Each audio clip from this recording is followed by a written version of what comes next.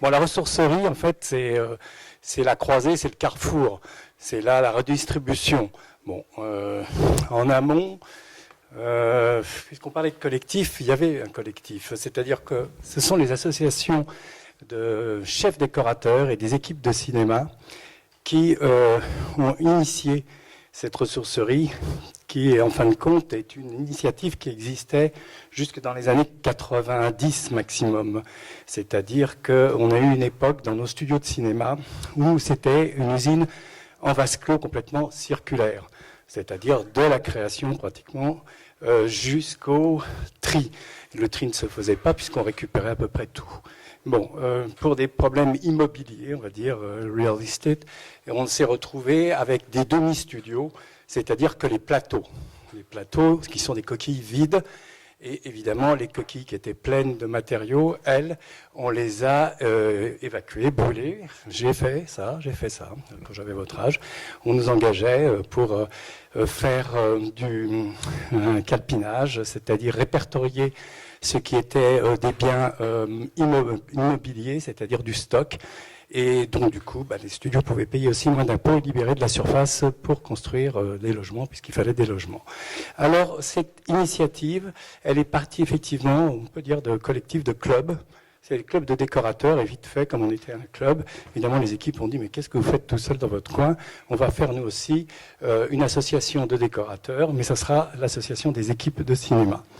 Bon, donc ça s'appelle le MAD, les métiers associés au décor. Et l'ADC, c'est l'association des décorateurs de cinéma et d'audiovisuel, bien évidemment, donc de film, parce que c'est un support qui est, même le documentaire demande du décor.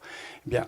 De ces à peu près 240 personnes des équipes techniques et artistiques, 18 étaient dès 2009-2013 sont partis sur l'éco-conception de décors. Et il y a eu donc 2018, vraiment là, il nous a fallu quand même 7-8 ans d'apprentissage, c'est-à-dire j'ai beaucoup été parmi vous et regardé ce qui se passait, et beaucoup dans l'événementiel, j'ai rencontré nos camarades de la maths. Et donc on a fait un collectif de réflexion et on s'est fait une feuille de route. La première, c'était de savoir qui on était et qu'est-ce qu'on voulait. Donc c'est un audit. Et évidemment, dans cet audit, tout le monde veut faire du verre, il n'y a pas de problème, je vous le dis tout de suite. Bien.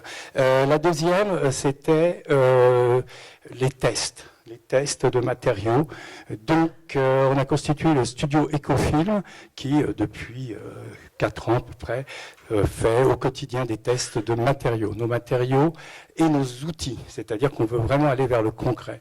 Les matériaux, on les connaît, c'est comme l'événementiel, c'est tout à fait pareil, c'est éphémère, et nous aussi on a cette problématique de périodicité très rapide, mais quand je dis très rapide, nous c'est 20 minutes. C'est-à-dire que cette salle qui est ça maintenant, dans 3 quarts d'heure, moi, la caméra elle arrive, et ça doit devenir autre chose. Je ne sais pas, un contre-champ, on va mettre un fond vert et on va faire des incrustations de fumée. Vous voyez, donc c'est très très rapide. Donc ce côté éphémère, nous, il est carrément notre ADN. Bien. Les tests, c'est pas simplement donc les matériaux qui sont nos parois, que nous on appelle des feuilles décor, les cloisons, c'est-à-dire les 4 murs qui sont ici, pour nous on appelle ça des feuilles. Il y a beaucoup d'argot dans notre métier, ça vient du théâtre et de la marine. Donc ces feuilles, c'est les verticales on y travaille beaucoup, et nous aussi on a un problème de durabilité du matériel, le bois c'est 9 ans. Voilà. Quand je dis c'est 9 ans, il y en aura encore. Mais il a déjà pris 15, 20, 30%. Et là, dans 9 ans, on n'aura pas la capacité de financement, les budgets en décors, qui sont des décors de... Vous imaginez qu'un film, c'est minimum 1 million d'euros jusqu'à 200 millions. Voilà, il y a des films en dessous d'1 million d'euros. Là, c'est des films qu'on appelle, nous, libres, c'est-à-dire qu'ils n'ont pas les mêmes réglementations. Pour en faire un demain à 200 000 euros. Au-dessus d'1 million, ils sont... complètement sous une tutelle qui est le CNC, qui est un peu notre chambre des métiers. Bien. L'autre problématique, c'est que c'est le revêtement. On est exactement comme la maths, et on avait eu tout de suite des relations. Le revêtement de peinture, tissu, ça aussi, c'est quelque chose qu'on recherche beaucoup. Et donc, aujourd'hui, on a dépassé une forme de transition. C'est-à-dire que vraiment, on a suffisamment étudié nos matériaux et notre méthodologie d'éco-conception pour pouvoir faire ce qui était la troisième mission, c'est-à-dire de la formation.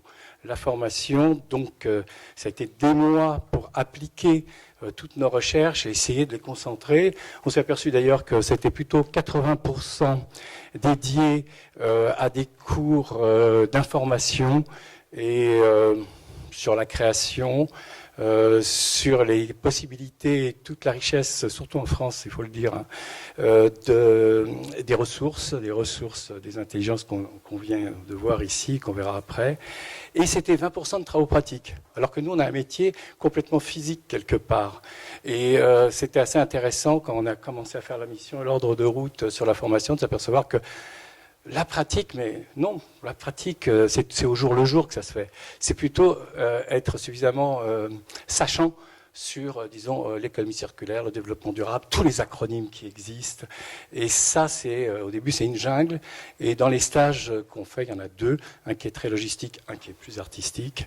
Et bien, on s'aperçoit que les travaux pratiques, qui sont faits à la ressourcerie, c'est quelque chose qu'on peut faire sur le tas quand on travaille. Voilà.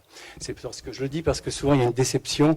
Nous, on n'est pas en atelier, nous, on n'est pas en tournage, on est dans une salle et c'est des informations. Bien. La quatrième chose qui a été importante, le stage s'appelle Essor, écologie, santé, sécurité et organisation du travail. Pourquoi ? Parce que ce qu'on a fait, c'est surtout, et là c'est dans l'économie, c'était de voir tout ce qui existait. Tout ce qui existait, il existait beaucoup de stages sur l'écologie, les fresques, etc. Donc on les a réunis, c'est les 3 premiers jours. La santé, mais il y a des professionnels de la santé qui travaillent depuis des décennies sur la santé. Or, la santé, c'est par exemple nous, quand on a commencé il y a 40 ans aussi, 43, c'était les résines au cobalt. Aujourd'hui, c'est des résines acryliques, c'est quand même mieux. Les taches que j'ai sur le visage, c'est le cobalt, c'est pas autre chose. Donc la santé, il y a des normes, et ces normes, bien sûr, on les peu connaît, j'allais dire on les méconnaît, mais les professionnels ne les connaissent pas tant. Donc par exemple, c'est fait partie de ces 80%. La sécurité, le CCHCT, c'est-à-dire donc ceux qui nous accompagnent.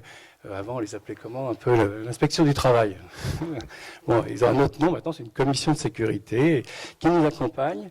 Et aussi, ils ont tout un livre, vraiment d'une réglementation qui aide à l'écologie. En fin de compte, il y a plein de choses qui existent, donc on essaye de ne pas réinventer.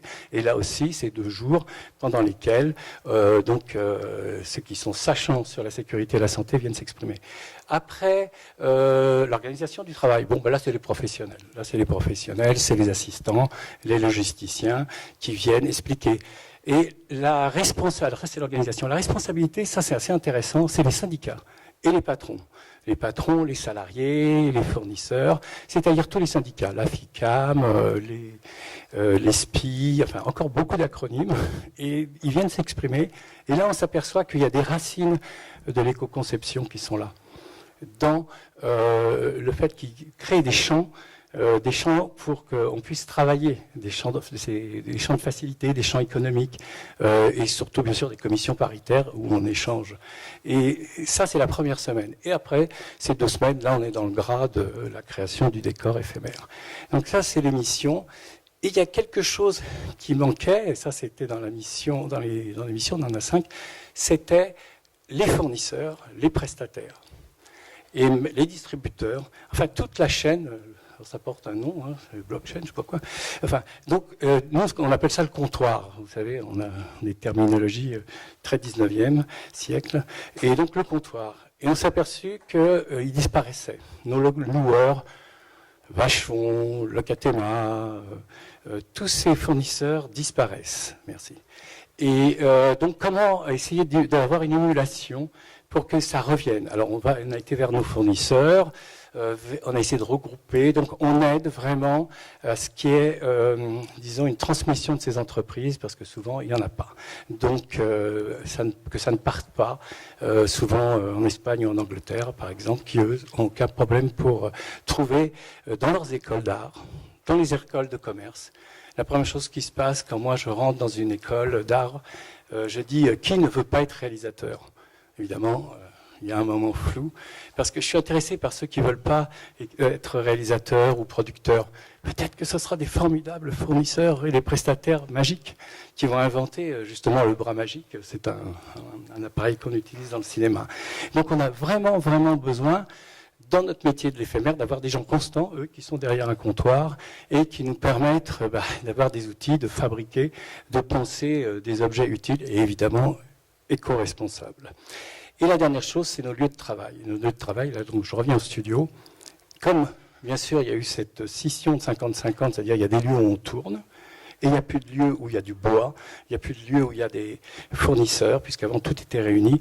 Et bien c'est là que la ressourcerie est revenue en place et qu'il a fallu vraiment créer un comptoir, en fin de compte, et trouver des gens, par exemple, qui avaient eu des accidents de vie, un accessoiriste, qui ne peut plus travailler parce que voilà, il s'est cassé le dos, une photographe, un agent qui veulent changer. Et c'est ceux-là, et puis alors, des jeunes, des moins de 35 ans, on en a beaucoup, ça c'est bien, et qui ont bien voulu se mettre à la ressourcerie, parce que la ressourcerie, c'est pas romantique.